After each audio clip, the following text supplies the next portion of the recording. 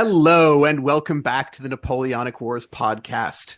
Yes, as you can tell by the fact that I'm introducing this one, we are back with another culture-focused episode, and in fact, another partially Waterloo-focused episode. But I refuse to apologize because you lot keep listening to them. And as they say in the business, Vox Populi, Vox Dei. Tonight, we're talking medals. But rather than just have me natter on for another hour about the Waterloo Bridge medal, we thought we'd bring in an expert. Robert Wilde-Evans. Let me see if I can get all this correct. Robert is an associate fellow of the Royal Historical Society. He is a holder of the Freedom of the City of London, and he is a holder of the Order Pro Merito Militensi medal, silver medal with swords in the Sovereign Military Hospitalier Order of St. John. Say that 5 times fast.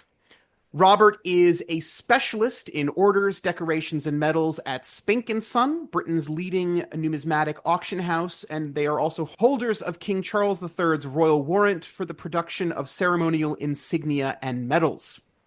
Robert also has a more personal connection to our subject.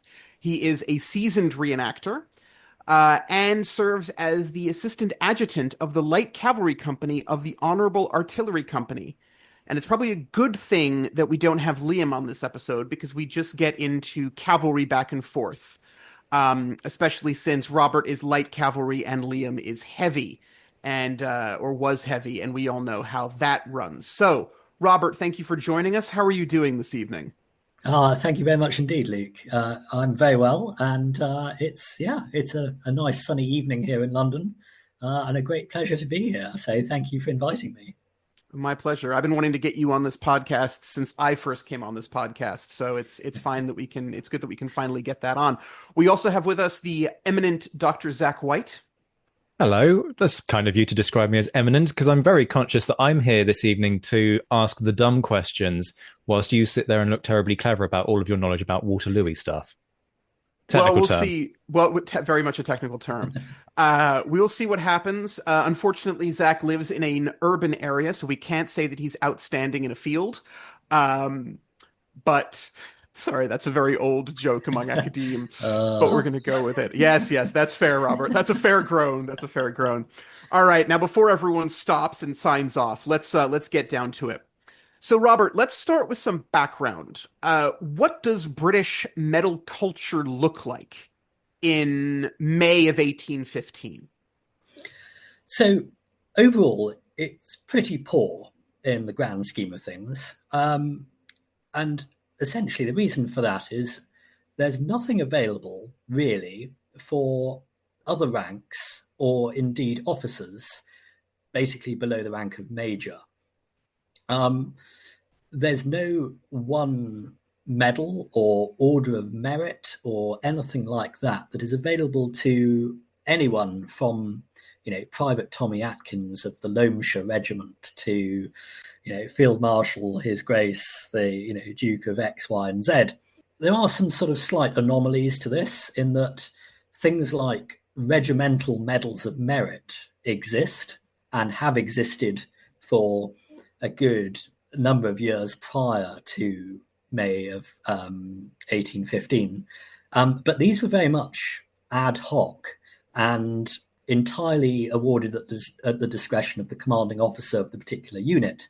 So there might be a special medal for example, Mr. Latham of the Buffs for saving the colour at Albuera, who was very badly wounded, but surprisingly survived. So after the battle, the officers basically clubbed together to buy him a special silver medal to reward his gallantry. But that was only recognised, for example, in the Buffs. That wouldn't have been a sort of common or normal thing to have done for an act of gallantry in all other regiments of the British Army at this time. So there was nothing for most of the soldiers of the British Army at this period. In January of 1815, the Order of the Bath had, of course, been expanded from 1 class to 3. But again, this was for officers only and pretty senior officers again at that. So it had gone from the simple Knight of the Bath to the Grand Cross the GCB, the KCB, and the CB to reward various ranks of officers. But again, officers only. Other ranks would not have any opportunity to even be in with a chance of getting something like this. And also, just prior to May 1815, another order of chivalry was instituted, the Guelphic Order, on the 28th of April 1815. And again, a three-class order, a G, a K, and essentially a commander or knight, as it was known. On the both of these instances, on the insistence of the Prince Regent, who of course famous for his love of medals and dressing up and all that kind of thing. But again, unless you're an officer, there is no chance whatsoever of even being considered for something like this. And as well, of course, you have to remember the Navy and the Army gold medal series. So the small gold medal, the large gold medal, and the Army Gold Cross, specifically for, of course, as the name suggests, Army officers. But again, officers only, and also in positions of command. So, a small gold medal for an officer, a major or a lieutenant colonel commanding their battalion in action, a small naval gold medal for commanding a ship in a victorious battle, and an Army Gold Cross for a general officer commanding a larger formation, again at a major action. A number of things available for officers, but very little for anyone else. Can I dig a little bit into the regimental medal thing? Because you are somebody who has medals literally passed across your desk on a daily basis through your work with Spinks. And one of the things that's always bugged me is that I once found a reference in standing orders for the 85th Regiment to two, they're not officially termed regimental medals, but I think that's the best way to describe them, because there's essentially a brass one that's issued to soldiers, and I'm quoting from the standing orders here, who have discharged such duty with peculiar ability and courage. And there's a silver one when the individual was not ordered to carry out an action, but nonetheless did so with, which, quote, tended to the benefit of either the regiment or the army in which he serves, or to the particular private happiness of some individual suffering under the calamity of a campaign. Now, these are regimental. They're clearly not official. They're not coming from on high. I think the sort of awarding committee consists of sort of something like 5 NCOs or privates and 5 officers. So it's all a very internalized thing. This is a very waffly way of saying, have you ever seen any of these? Do any examples exist? Because I feel like you're the guy who would know. Yes, in short. And there are a couple of very interesting books that were written, I believe, back in the 1980s, basically a catalogue of regimental medals of this period.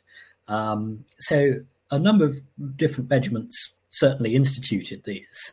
And we do see them relatively frequently. They became very popular to collect, again, actually around the time these books were published. And so we do see collections of them coming my way, coming our way. But one of the things that is rather unfortunate is because they are unofficial, they have been very heavily faked and forged. Because basically anyone with an old piece of silver, even something with hallmarks on, you could literally find a bit of a solid silver plate with hallmarks for 1802 or whatever, sort of flatten it out and have it engraved up and fashioned into a medal, and then try and pass it off as a much rarer sort of regimental medal of merit. So we have to be extremely careful with them, and they are very difficult to attach any provenance to other than what is engraved upon them. because I'm not particularly aware of, apart from the most famous instances, any real written records of recipients of the medals. All right. I also have a rabbit hole question about these regimental medals. And as unsurprisingly, right, Zach's question is about records and things like that. Mine is about uniforms. Were these things worn? And were they sort of a loophole, or was it in the orders that they were allowed to be worn? That is a very good question. To be honest, I have never seen anything in sort of army dress regulations of the period that specifies anything about regimental medals and their methods of wear. So either of you or both of you may very happily set me right on this, but as I said, that is my take on it. I certainly believe they would have been allowed to wear them, generally from the buttonhole, as we see certainly with the naval gold medal, where that was specified in, I believe, sort of the dress regulations in 1812. When I was reading this only the other day, and there was a specific line that said that holders of the naval gold medal must wear it from the third buttonhole on the front of the dress uniform, which actually was news to me, and I think that's the first time that actually was entered into sort of Admiralty dress regulations about the specific wear of a medal. But then, of course, you do see, for example, in paintings, all sorts of weird and wonderful things going on with how things are worn, because there were no official instructions for an order of wear until the Victorian period. So I think it was very much sort of people wore things that they thought they should be wearing in the manner they thought they should be displayed. So yes, I'm afraid that's as good as I know, I'm afraid. The only half intelligent thing I can contribute to that, which you guys may have kind of contrary evidence of, is the case that I often cite on this show. So apologies, folks, you will have heard this before, but there's a guy who's placed on trial after Waterloo and after the Waterloo Medals are handed out, because he wasn't at Waterloo, but he did serve in the Peninsular War. And so he sees all of these guys get their Waterloo Medal, and he makes a habit of going around and physically ripping the ribbons. And I'm pretty sure, from what I can recall of this case, I'd need to look it up. In fact, I probably will do over the course of this recording, that it's specifically the ribbons that he tears, which would imply the ribbon is worn, but the metal is not, which would also be quite consistent with the idea that if you gave these guys a medal to wear when they're on any kind of active duty, there's a good chance they'd just sell it for the silver, because pay is not regularly forthcoming. So I don't know if that kind of reinforces the discussion, Luke, and whether that helps or not. But obviously I should probably look that up and give you the details. But in the interest of not being too self-indulgent, I'm now going to ask a question about India. Great. Stop the India historian, or stop the wannabe India historian in the chat. So we're looking at all of this kind of British medal culture. How does it compare with the continent? I'm immediately thinking of the Legion d'Honneur as the most obvious example, but medals seem to almost be 10 a penny actually in Russian military culture during this period. What's happening out in India? Does the East India Company have a medal? I should know the answer to that. I've got a feeling the answer is yes. But I can't say any more than that. So as the expert, please sort of sally forth on all things to do with medals elsewhere, sort of non-British. Certainly, I shall endeavour to enlighten you. Looking at, I suppose, India, first of all. And yes, there's quite a strong medal culture in the East India Company.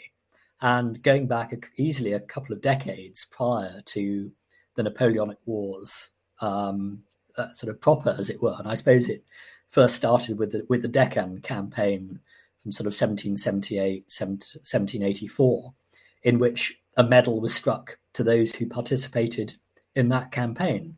The same for the Mysore campaign, 1790-92. Again, a medal was struck for that. And I would say the most famous India-related medal of this period is, of course, the Seringapatam medal for 1799 for the final siege and eventual capture, and of course the defeat of Tipu Sultan once and for all. But what I find interesting about these medals, and it's a point that I'm sure we will come back to fairly shortly, is that they were struck in both different sizes and different metals, depending on who you were and essentially what army you belonged to. So let's take the Seringapatam medal, I think is the best example. So it was the medal was struck in gold, silver gilt, bronze, and even in tin. So you've got all these slightly different types of the medal, which were awarded based on the rank of the recipient when they participated in the battle. So, and also you've got strikings by the Calcutta Mint and by the mint by the Soho Mint in London, of which makes them two slightly different sizes. So the British struck one is slightly larger, the Indian one is slightly smaller, and the India one is of a slightly inferior quality as well. And so basically, as you might imagine, General Harris and General Baird received gold ones, and it sort of went down from there to the tin ones being awarded to the sepoys and the sort of the private soldiers who participated with bronze, silver gilt to intermediate sort of NCO and officer ranks until you got to the general. So yeah, but it's interesting that the East India Company made an effort to actually reward everyone who was there. They had precedent, as I said, from the earlier campaigns as well, but awarded in much smaller numbers. But yeah, there was an effort to do so, and I think again we'll come back to the idea of well, what one did with these medals, how you wore them, etc., in a little while. But moving on to Europe, of course, you mentioned the Légion d'honneur is definitely I would say the most famous example, and founded by Napoleon in 1802 as a reward for all ranks, from what he termed at the time the legionnaires, the ordinary soldiers, up to the sort of the grand eagles, the sort of very senior officers who received the sort of top grade. And I quite like the quote that I think has been sort of slightly twisted over time about, men will fight for these baubles. But I think the whole quote is quite good in that, of course, Napoleon says, you call these baubles, well, it is with baubles that men are led. Do you think that you would be able to make men fight by reasoning? Never. That is good only for the scholar in his study. The soldier needs glory, distinctions, rewards. That really, and I'm sure, Churchill is supposed to have said something rather similar during the Second World War, when British campaign medals were being instituted whilst the war was still going on, that, medals needed to be given to these soldiers as a token of gratitude for their good work. And then again, going on to Russia, as you said, yes, you're quite right in that in 1807, the Order of St. George was expanded to include something called the Cross of St. George, which was specifically as a reward for, I quote from the statutes, undaunted courage by the lower ranks. And there were plenty of ordinary soldiers who received these. And so there were definitely other, the East India Company and other countries were way ahead of Britain in physical rewards of this nature at this time. I have actually dug out that quote. And it's, if folks are interested in kind of looking it up themselves, this is the quote of the guy who I was referring to, who started sort of tearing off the medals, that what I actually misremembered being described as ribbons at the time. It's from Costello, the Recollections of Rifleman Edward Costello. In the edition I had, it was pages 159 to 160. So whichever version you've got, look towards the end and you'll find it. And he's talking about the award of these medals in Feb 1816. So clearly war's over. He talks about the context and all the rest of it. And he says, I'm sorry to say this caused many dissensions among the men, particularly some of the old veterans of the Peninsular campaigns. One, named Wheatley, as brave a man as any in the service, was unfortunately in hospital at Brussels during the action and was not honoured with this mark of bravery. Wherever he met with badges on what he termed recruits, he would instantly tear them off and frequently throw them away. For this too often repeated offence, poor Wheatley was tried by a court-martial and sentenced to 3 months' solitary confinement. He was sent to Valenciennes, where the 43rd Regiment lay, who formerly belonged to our light division during the Spanish War. The men of that regiment, who knew Wheatley, as well as the offence he had committed, not only fed him well during his imprisonment, but at the expiration of his confinement, sent him back in all the pomp a hero could wish. So there's...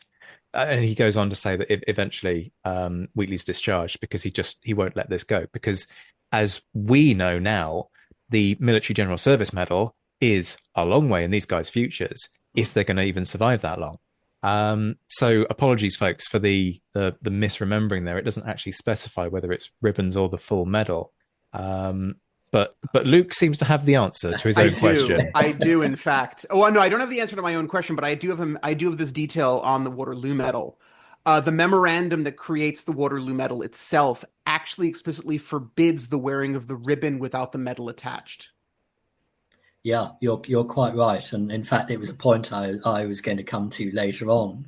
But from a collector's point of view and my sort of perspective at Spink, that means that comparatively, most Waterloo medals we see are in fairly poor condition, because if they were certainly worn by someone who stayed in the army for many years after the battle, they would be expected to wear it essentially on every order of dress whilst in uniform.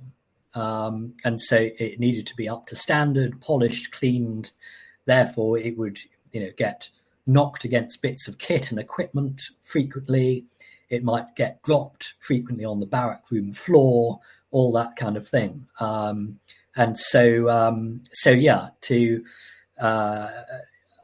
To see them in good condition for that reason is comparatively unusual because they were worn most of the time. All right, let's stick with the Waterloo Medal there because that is, obviously something that is not true of modern day military awards. You have the ribbons, you have the miniature medals, you have the full medals. And I know from seeing your work that you've dealt with all three of those in extended circumstances.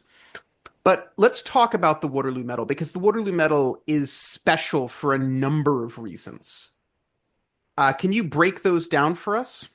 Indeed, yes. And I will endeavour not to go off on too much of a tangent whilst we're doing it. So I'll try and keep it specific, but apologies in advance. I suppose there are definitely several key reasons. And I think first and foremost, as we've alluded to with the talking about India and sort of medals available in May 1815, the Waterloo Medal is the first true British Army medal awarded to absolutely everyone. So it didn't matter whether you were the Duke of Wellington or Private Tommy Atkins. If you were there and you participated in the Waterloo campaign, we might come back to that in a little while, you received the Waterloo Medal. And it hung from the same ribbon. It was suspended in the same way. It was made of the same metal. And it was named in exactly the same style. And this was very important. This is the first time that this has happened. So I would say that is the sort of the key takeaway points from why the Waterloo Medal is so special. I would also say that, and again, I wouldn't like to state this as definite fact, but I would say it's extremely unusual that a medal was being planned to reward those who participated within 10 days of the battle actually taking place. We see the Duke of Wellington writing to the Duke of York as Commander-in-Chief of the British Army, of course, on, I think, the 28th of June, 1815. So he's still on campaign at the time. It's 10 days after the battle. He's got, I think, more important things to worry about. But he thinks that the idea of a medal is really, really a kind of a key thing he wants to get across.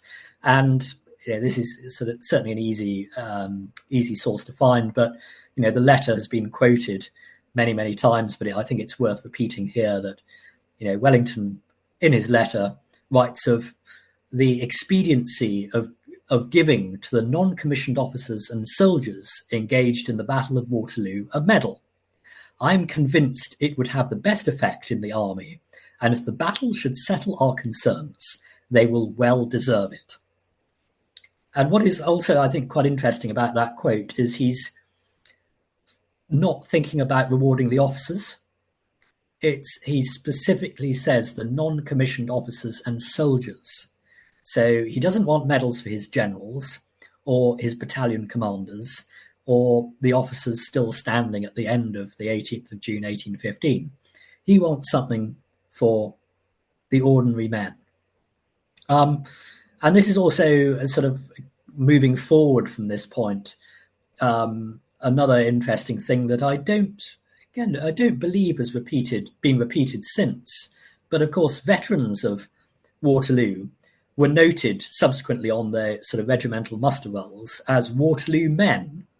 And this meant that obviously not only did they have the medal, but they counted they were given an extra 2 years service automatically, which counted towards their pay and pension. So again, a very unusual instance indeed. And of course, with 10 days after the battle, it already being talked about, it had been, put in the London Gazette by April 1816. So again, less than a year after the battle, the design had been finalised, how it was going to be awarded had been finalised, it had gone in the London Gazette, and it was ready to go. So I think all these things combined definitely make the Waterloo Medal a rather special campaign award indeed. In many respects, it feels like a watershed moment, doesn't it? And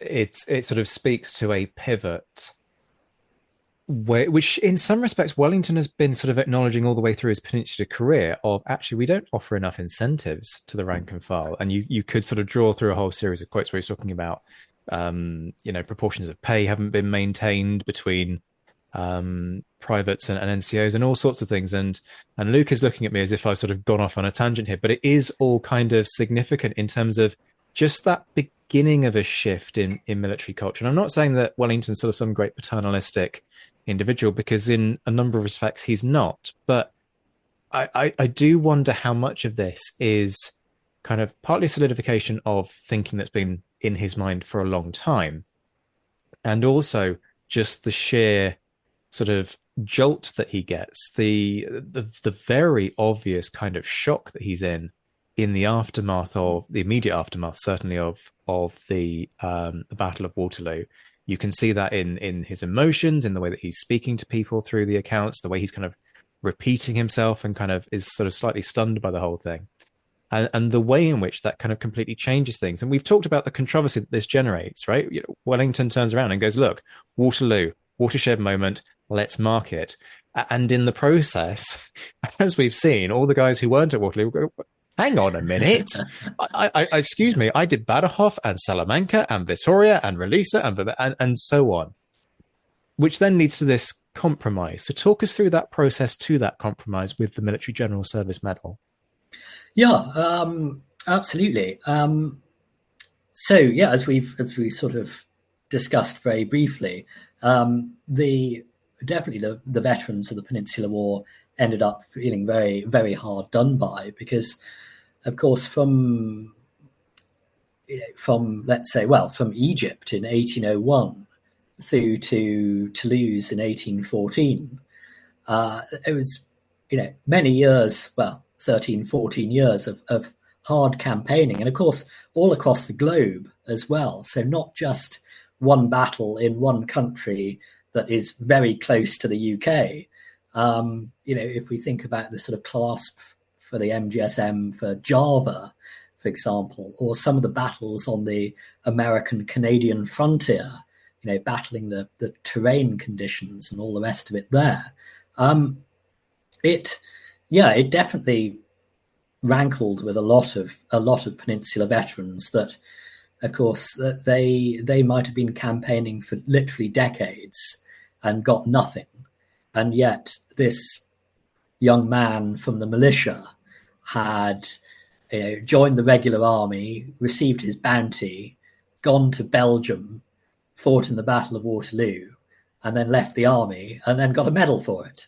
And he could proudly show it off to all his, friends down the local pub, and maybe get some, free drinks out of it and all the rest of it. And these Peninsula veterans, the ordinary soldiers, had absolutely nothing to show for it, despite, marching the length and breadth of almost the world, some of them, never mind about Portugal and Spain. And so, of course, the MGSM it wasn't instituted until 1847, and then wasn't awarded till 1848. It endeavoured to cover all these gaps from years gone by, and there were 29 different clasps that could be awarded for all the various actions it commemorated. And there are various, of course, all sorts of different combinations, which is, looking at from a collector's point of view, does make it an extremely interesting medal to collect, because you can chart where one person went through this physical object and the clasps, and obviously some people went to different places despite being in the same regiment, which makes them unusual or rare, and you can research careers and all the rest of it through that. But the maximum, just as a little sort of curiosity, the maximum to any one person was 15 clasps, and 2 men received that. One was definitely of the 60th Rifles, which of course makes sense because they did pretty much go everywhere.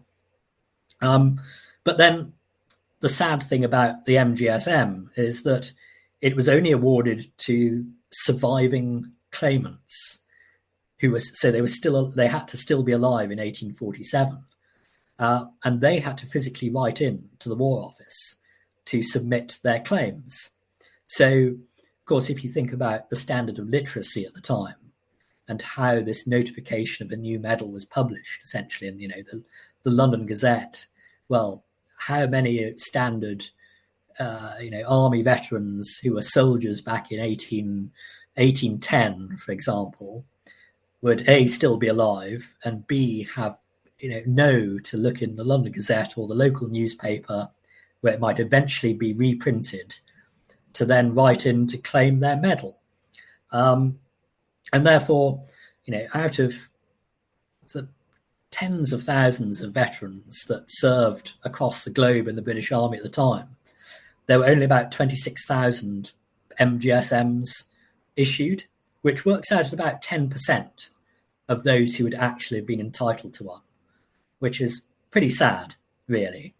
So, yeah, it's not. It's nice that they were finally recognised, but it was, too little, too late for, the 9 out of every 10 veterans, unfortunately. So, for many veterans, the ones that survive this, right, to claim the MGSM, it becomes crucial to pair it with the Waterloo Medal. They become functionally a match set in their mind, to the point where I've actually seen it added to a portrait that the artist had completed 15 years earlier, and the artist had subsequently died. So they got in a new artist to add the MGSM next to the Waterloo Medal. So how often do you encounter these as sets? It's It's comparatively unusual. So I suppose the key reason is that, of course, there were very, very few peninsular regiments that ended up also being at Waterloo. And that, of course, the Wellington's Peninsular Army was broken up at the end of the war, and a lot of the best regiments ended up being told to go off to America for the War of 1812 and New Orleans and the disaster that was and all the rest of it, and then got back to Europe too late for Waterloo. And so yeah, you do see them. There are regiments that, of course, that do serve all the way through. Classic examples being, the 23rd, the Royal Welsh Fusiliers, the 32nd Foot, the Cornwalls, the 44th, the Essex. But yeah, overall, so that's, I suppose, the first reason why it's comparatively rare, because there weren't that many regiments that served in both campaigns. But also there are sort of other factors like as we've just said, the survival rate of recipients. So they might have, they certainly might have lived to get the Waterloo Medal in 1816, but they might have died well before 1847. So there was no MGSM to send to them, even if they earned it. And then, groups of medals often get split up over time. So, a veteran dies, and if a veteran has two children, let's say, one might get the Waterloo Medal and one might get the Peninsular Medal to remember their brave or gallant father. And then those pass down through different branches of their respective families, and they get split up, and sometimes they're never brought together again. But then it's always a good feeling, medal collectors love reuniting things. So if they've been apart for as long as anyone can remember, to then find one in an auction and one on a medal dealer's list, and then finally, by chance, put them back together. It's a very special thing. And I own one Napoleonic medal. I have a very nice military general service medal myself. I'd love to collect more Napoleonic medals, but I can't afford it. But I have one MGSM, which has 3 clasps, and it was awarded to an officer of the 30th Foot. And he later transferred into the 14th Foot, the Buckinghamshire, and the 3rd Battalion of the 14th served at Waterloo. And he was a company commander in the 14th, and so earned the Waterloo Medal. But his Waterloo Medal is not with his MGSM. And so I live in hope that one day I might spot this and be able to purchase it to reunite the two for the first time in any records that I can possibly find. So returning to the original question, it is wonderful when they're kept together, but it's relatively unusual that you see both of them together, and it's a major bonus and major selling point when they are, certainly. And just very quickly, when we say, unfortunately owning a Waterloo Medal or indeed an MGSM is something quite spendy. Just give folks a sense of the ballpark figure, that the going rate for a Waterloo Medal. Certainly. I suppose, let's say a basic Waterloo Medal to now, with all due respect to the most unfashionable position in the British Army at the time, which was probably, let's say, a driver in the Royal Artillery, who was probably looking after the horses of the battery and not heavily involved in the battle. Let's say £1,800 to £2,000, and we sort of go up from there. And as we'll perhaps discuss, I think we will discuss in a little while, it's the stories that make the difference and who they're awarded to. So, yeah, let's say we go upwards of £1,800. That's nothing, I'm sure, for some of our listeners, probably. And has anyone sort of pause to evaluate the Duke of Wellington's version and put a price tag on what that would go for at auction? I mean, that is almost impossible to say, really, because there is nothing comparable, and it will never come up for sale. I have actually handled it, which was a very exciting moment many years ago, along with his Army Gold Cross and many other awards. But they are very safe under lock and key and will never come onto the market. So would it be, I don't know, would it be £100,000? Would it be £500,000? It's very, very difficult to say, but a serious amount of cash, definitely. That's an interesting question, of course, because it ties in very neatly to sort of the prices that we see negotiated or bid up to for bits of Napoleonica when they come up for auction. And I think for all the debates about who the greater general was and everything, I think we can agree that Napoleon commands the higher prices in general for this sort of stuff.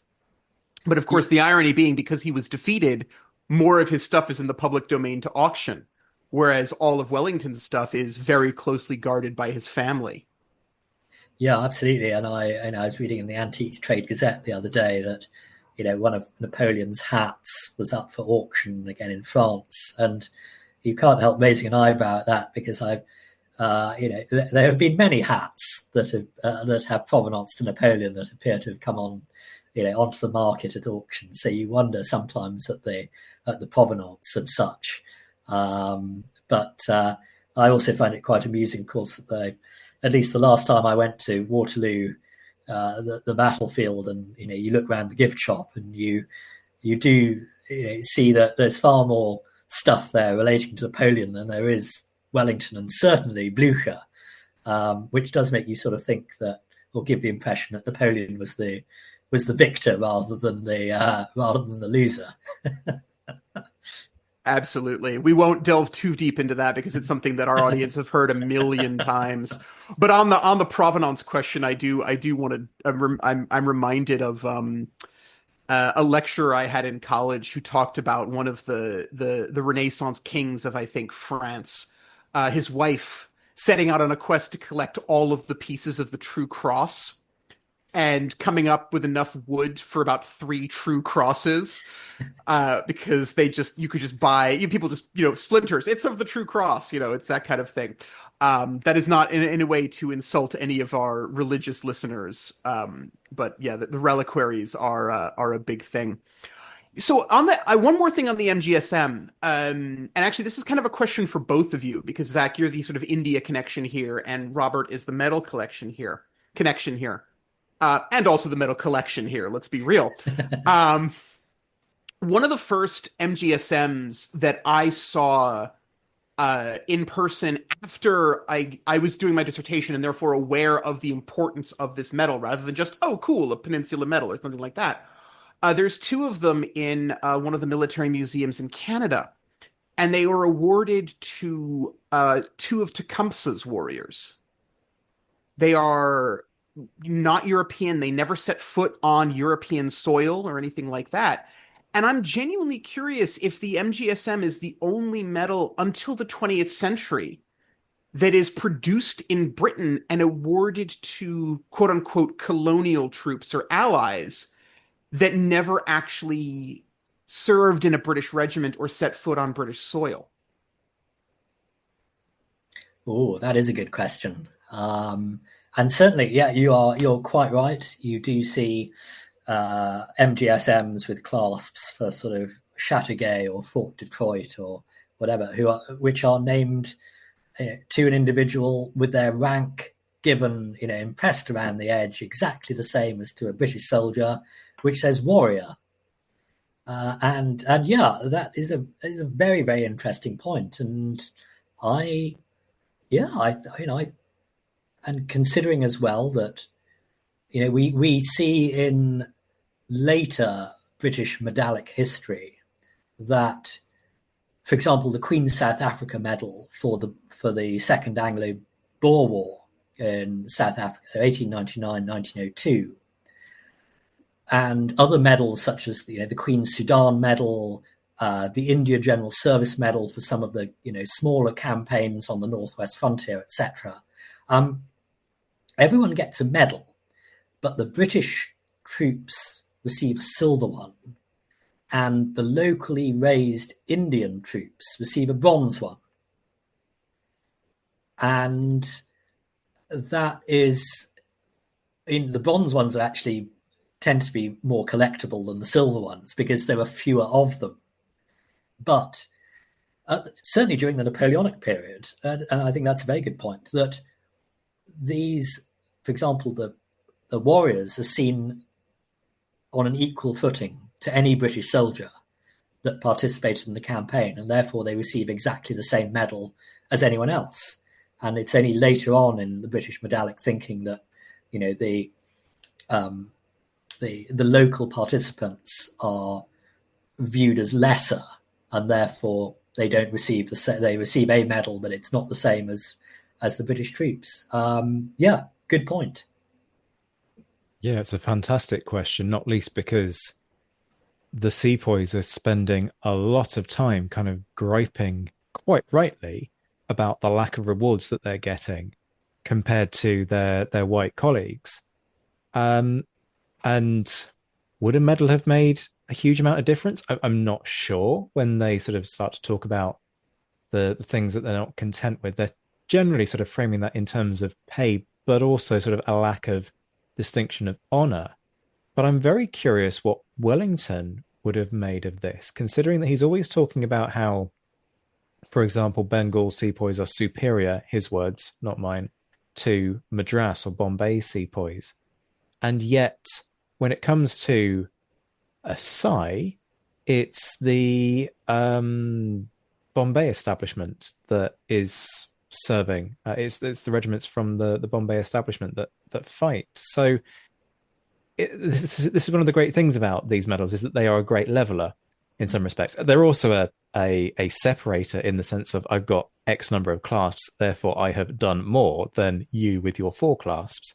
But nonetheless, it is kind of a leveler. And I do wonder what Wellington, there must be paperwork on this. Wellington had opinions on everything and he was never shy about sharing them. So I'm very curious about, there must be some correspondence to do with the MGSM, and somebody must have turned around to Wellington and said, okay, so the sepoys getting them, how do you feel about that? And will probably have regretted asking the question, because no doubt they'll have got a 12-page memorandum in response. I could have done with just a yes or a no, Duke. That would have been fine. So I've got a lot of waffle and no answers for you on that one, Luke, but it's a stellar question. Yeah, and if I may just add a further point on that, of course, in 1851, the Army of India Medal is finally instituted, which is to award, again, soldiers from that period in British military history, who, of course, participated in the young Arthur Wellesley's India campaigns. And, you do have clasps for Assaye and Argam and Gawilga, which, again, a fascinating area of medal collecting. Again, because by 1851, there are even fewer veterans around to, again, claim this medal than there might have been for the MGSM.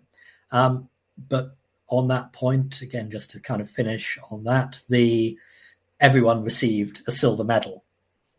So whether you were a member of the King's Army, the East India Company Army, European, or an Indian soldier, you all received the same medal, made of the same metal, and named in the same way.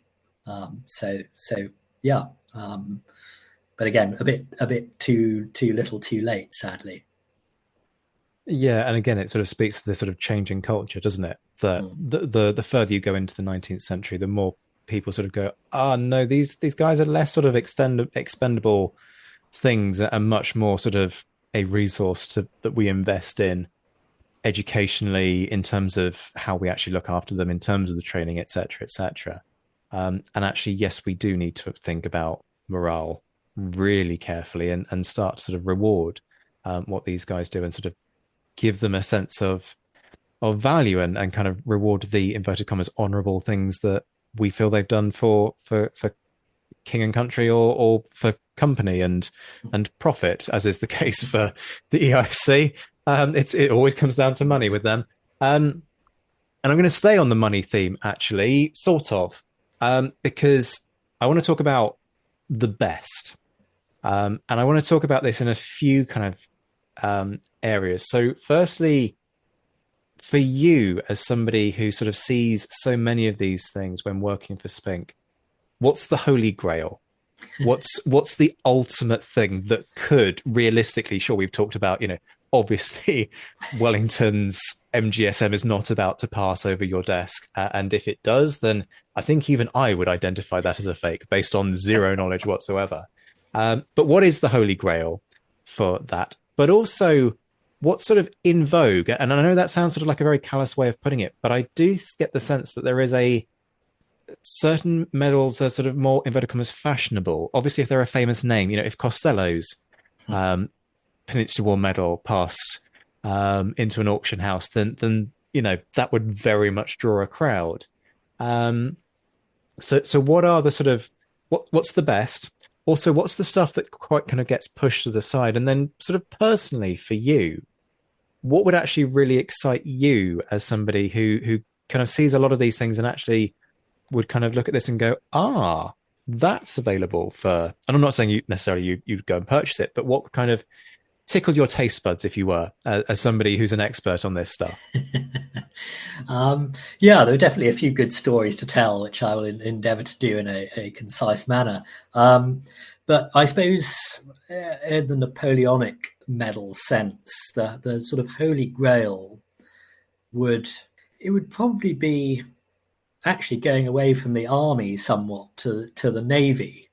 So the series of medals for the Royal Navy are absolutely remarkable, and particularly as there were so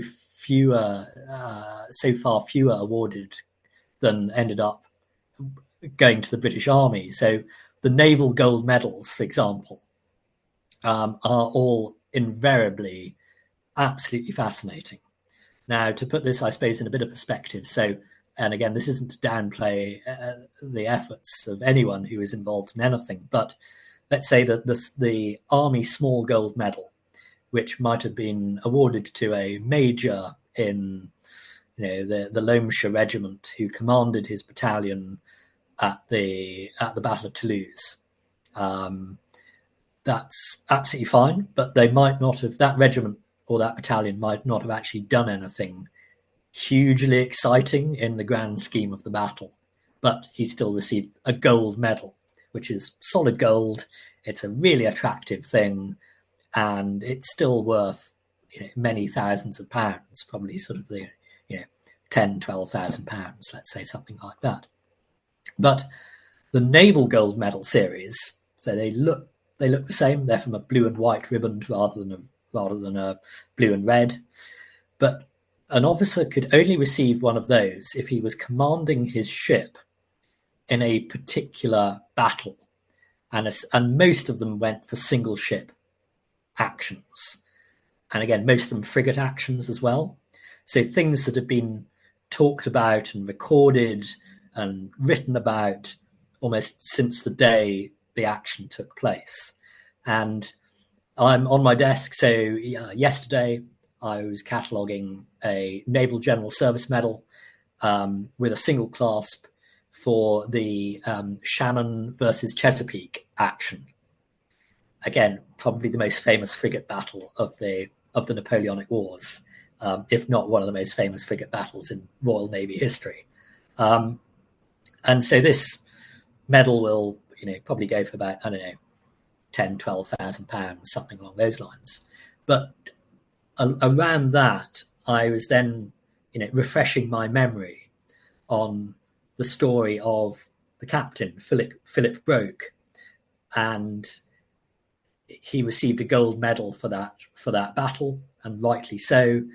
And just the, reading the accounts of talking to the gun crews prior to the action, and the battle was over in 15 minutes because he had trained his crew so well, and he personally led the boarding of the Chesapeake, was dangerously wounded, survived, but didn't have a very healthy life thereafter due to the head wound that was caused.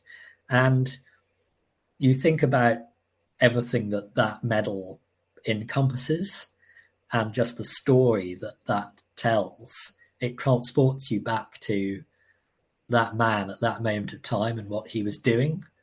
That's pretty much, that would be kind of up there as a sort of Holy Grail Napoleonic award to handle. I think it's absolutely amazing. So that would be my Holy Grail item, I think. And I suppose in terms of more general things I handle and things that I think, wow, that's really amazing. I had one a little while ago, last year, as a matter of fact, and so I hope you'll forgive me for telling the story, but it's quite good fun.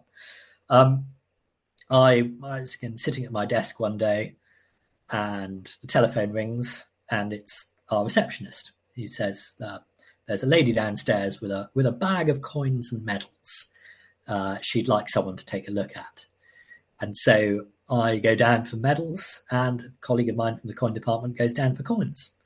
And it's this, classic, sweet little old lady with a Tesco's carrier bag. And she says, "Hello, I've got these.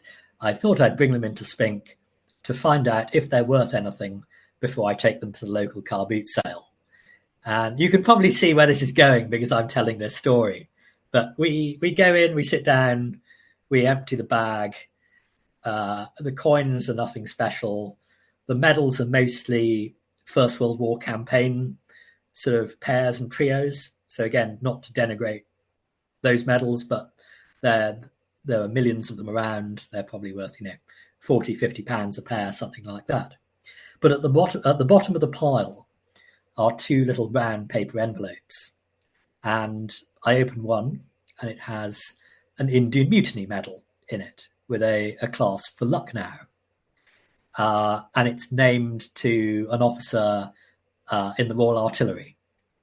And okay, this is interesting. This is better than all the other things I've seen, and it's both in terms of the quality and the value.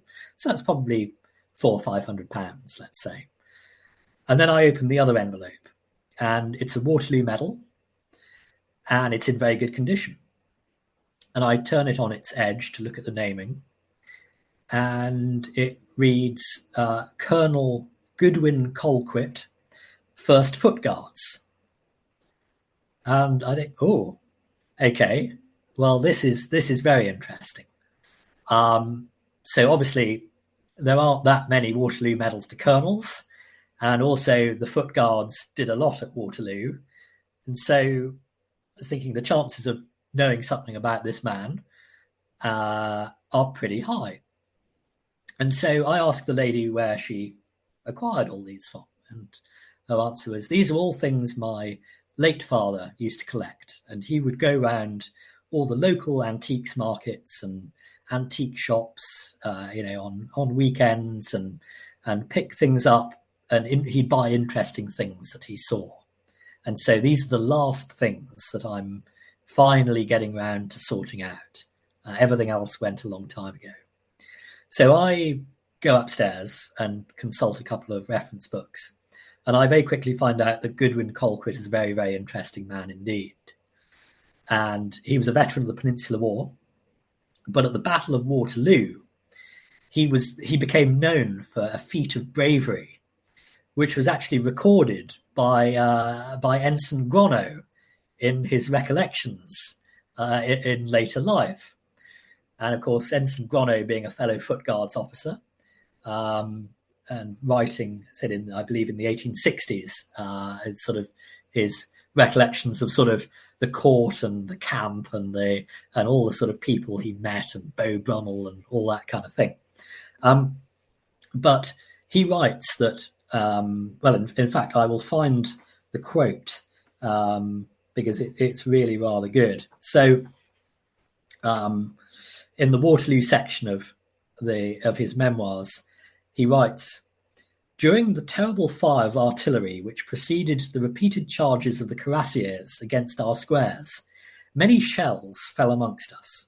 We were lying down when a shell fell between Captain, afterwards Colonel, Colquitt, and another officer. In an instant, Colquitt jumped up, caught the shell, as if it had been a cricket ball, and flung it over the heads of both officers and men, thus saving the lives of many brave fellows." And it then exploded without harming anyone. And so Colquitt, therefore, has gone down in history as, being the man that picked up a shell as if it had been, a game of cricket and threw it away. This was sort of subsequently immortalized, and I found this, again, through doing some digging in a... you must have, I'm sure, many of our listeners have probably heard of Will's cigarette cards, which, there were series about all sorts of various things. And in 1915, so to commemorate the centenary of the Battle of Waterloo, they were planning to publish a series of cigarette cards depicting famous scenes or individuals from the battle. And one of the scenes and individuals they chose was Goodwin Colquitt and the live shell. And there was an artist depiction of, much, much later, of Colquitt throwing the shell outside of the square of the First Guards. And so this immediately brought him to life. And subsequently found out that, said he wrote a number of diary entries and letters back home. One of Gareth Glover's edited volumes, the Waterloo Archive, Volume 9, actually has published several of Colquitt's letters, which give a great account of basically what he was doing at the Battle of Quatre Bras, and talking about, marching with the regiment for hours and hours to get to Quatre Bras, advancing through the wood, pushing the French out of the wood, what a terrible battle it was, all that kind of thing. So anyway, I got very excited and made sure, this lady was sitting down when I told her that I thought this medal was probably worth about £10,000 to £12,000. So for something she was going to take to the local car boot sale. So I then wrote a sort of 4 or 5 page catalogue entry and stood up on the rostrum as one of the auctioneers on auction day and sold it for just over £20,000. So yeah, that's been one of my favourites, and I think it's all about the stories, and that's what I really love. It's bringing someone to life through their medal and holding that piece of history in one's hand. And that's why I do it. This obviously sparks a question that's not on our list, but I have to ask it. Robert, you've given yours very eloquently. So come on, Zach, what's your Holy Grail medal in this situation? Obviously, we'll leave off, right, like, a family member's Victoria Cross or something like that within the Napoleonic period. Yeah, no, I don't think the Whites have ever earned a VC. I'd be very surprised if they have. Like, we've got some brave people in the family, but not VC level. So I can answer this very easily because I effectively had a fake one done. I've just had a birthday, and when asked what would you like for the new display cabinet that I've built, I decided that I required a Waterloo medal. Obviously, I can't afford the actual real deal for reasons that Robert has outlined. So I went, well, I'm going to go fake. I found this company that would do fake ones that looked like a decent quality, full size, and would do engravings. And so I had a fake engraving done to Sergeant W. Wheeler, 40th Regiment. And like, there's no danger involved in this because you can see it is not a correct engraving. For all that I made sure that they got the lettering right, that the nature of the engraving is very, very different. But there you have it. Like I had my own fake Waterloo medal made. What about yours then? It's one of two. It's either Kincaid, just because I had so much fun continually reading his memoirs, and they are always a joy to drop into an article or a book. But actually, the one that, I mean, Kincaid's would fetch several £1,000s, easily. The one that might go for a little less is the one I referenced earlier. It's Colonel Thomas Wildman. And he's the one who had his MGSM added by another artist to his portrait. The Waterloo Medal is on his uniform. The MGSM that's added is actually on the police. He was a cavalryman. And that story, just because of, you know, it was a wonderful footnote in my dissertation and book. I think that's probably my leading choice. Yeah, I think those are both absolutely great examples. And yeah, there was so much history and story to tell in a medal. Whether it's added later on to a painting, or it's one that's obviously not the real thing, but it's special to you because it remembers someone that you have this real affinity for, and it's this physical object that is just a nice nod to their story, their service, and all the research and all the work you've been doing into their life. I think this is absolutely wonderful. Yeah, and if folks are wondering why Wheeler and not sort of, let's say, Costello or whoever, it's twofold. Firstly, Wheeler was a Dorset boy. He was born and raised and returned home to Studland in Dorset. I'm also a Dorset lad. So he lived effectively an hour's drive from where I grew up. And he is probably my closest Napoleonic veteran. But also rank and file, and my slightly stronger interest for the rank and file experience over the officer experience, just because it's that little bit harder to strip away the sort of the layers of history. But also having very recently cleaned that grave, for the Napoleonic and Revolutionary War Graves charity. There was a lot that sort of came together in that choice. But I see, behind the scenes, I promised Luke that I wouldn't interrupt anymore in this episode, and now I've just gone and done that. So, Luke, your mic once again. No worries, Zach. I can hardly be outraged at you for a mention of the Napoleonic and Revolutionary War Graves charity as a trustee of said charity. All right, let's we're at about time, but I do want to give Robert sort of the classic summing up that we usually do. So for we've talked about the MGSM, we've talked about a bunch of stuff, but drilling back down to the Waterloo Medal for a second. For British culture, for the military, and for collectors, this little circle of silver has a remarkable amount of legacy attached to it, not just for the battle, but for everything that came after it. So, in your opinion, what are the most interesting and important parts of that legacy? I would say probably first and foremost that it sets a precedent that has continued to the present day, and that's probably the thing that when I give talks and lectures about medals or medallic subjects, that's probably the thing that most other people find the most interesting about it, is that as we said earlier, it's the first time that the British Army awarded a medal to all ranks that looked the same, that was named in the same way, to everyone who was present for a particular event. And that is a legacy that continues, to this day, wherever in the world that things might be going on, and whoever they might happen to be, and even with medals that are still being instituted today, that same format is being followed. So I would genuinely say that is, to me, the most important part of the legacy of the Waterloo Medal.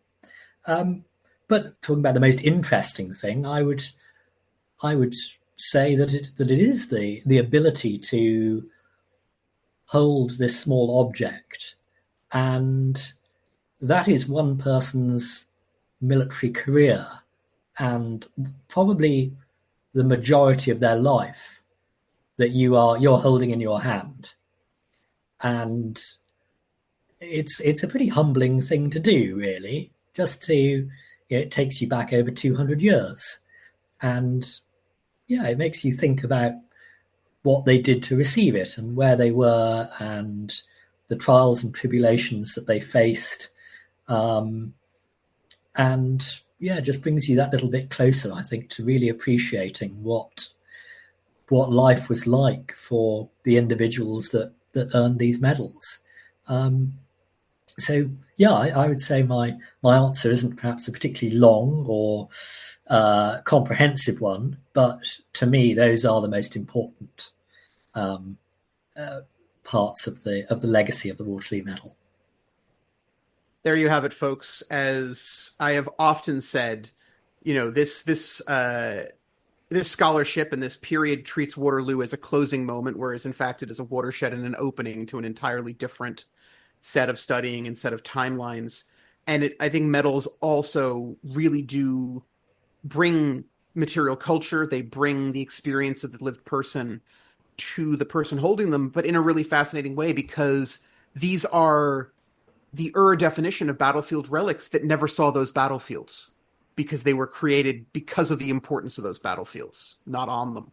Thank you, Robert, very much. We will probably have you back again because there are more medals to talk about. There are always more medals to talk about. We will have to have you up to do a nice little YouTube video where you break it to Zack that the medal he had created is a forgery and not a real one.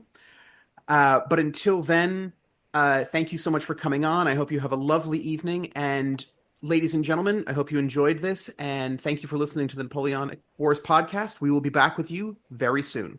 Did you enjoy this episode? Be sure to subscribe so that you can find your way back to us. And if you want to stay up to date with all the latest news, sign up to our mailing list. The link is in the description. Don't forget that you can enjoy early access, exclusive episodes, online courses, and much more on Patreon. The link is in the description. And if you're looking for personalized merch for the Napoleonic nerd in your life, drop us a line on social media and we can design something for you. Shout outs to our patrons who, at the time of recording, in late August 2025, were in the mentioned in dispatches tier: Brendan Teeling, Beatrice de Graaf, Lynn Dawson, Jim Deary, Josh Keeney, Colin Fieldhouse, Jim Getz, Jeff Maple, Robin Brasher, Indiana Fats, Stephen Gillen, Hugh Brennan, Alistair Campbell-Grieve, Andy Meakin, Mark Anscombe, Rob Coughlin, Bruins Girl, Nerf Fink, Miles Reedy, Nick Overland, Graham Goodwin, Chris Pramas, Anthony Gumbau, Anonymous American, James Fluick, Natasha Hobday, Rod Schwager, Chris Kimball, Gary Dennis, Ted Andrews, Richard Anderson, Arthur Forgy, Sam Moore, Wyatt Pollock, Joe Ayres, Peter Findlay, Giovanni, Steve Gillen, Jean-Baptiste Van Merlen, Daniel Friedman, Neil Reed, Jonathan Willits, Wojciech Stefanovic, Zach Johnson, Simon Weathers, John C., and Rosa.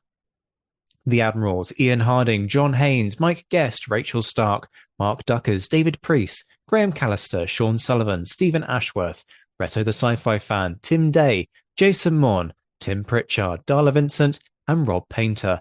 The Chiefs of Staff: David Maxwell and Adam Coslin. The Marshals: Ryan Diamond, JC Kaiser, and Brian Sillicott. The Legion of Scholars: Kate Walcombe, Clemens Beman, Dan Hazelwood, and Bob Burnham. And in the Crown Yourself tier, Emperor of the First French Empire Todd Campbell, and the Duke of Wellington Laird Campbell. We'll be back very soon, but until then, this has been the Napoleonic Wars Pod. On behalf of myself, Liam, Luke, Josh, and Louis, take care of yourselves, folks. Stay well. And as always, thank you for listening.